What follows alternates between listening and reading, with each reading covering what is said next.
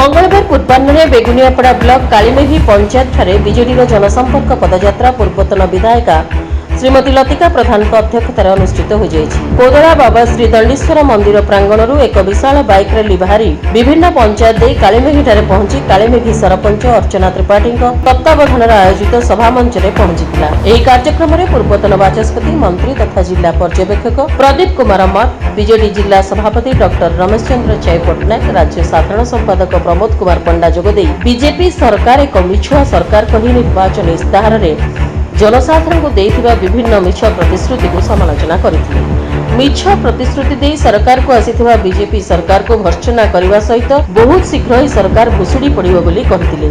एही ब्लॉक रे पूर्वरु जेमिति आम दल संगठित थिला वर्तमान मध्य सेही परि संगठित रहितबा देखिबाकू मिलिछि। विभिन्न पंचायत रु हजार हजार महिला पुरुष बीजेडी कर्मी स्वतःस्फूर्त भाव आज कार्यक्रम में एकत्रित हेबा एहार उदाहरण बोली कहिथिले पूर्वतन विधायिका लतिका प्रधान।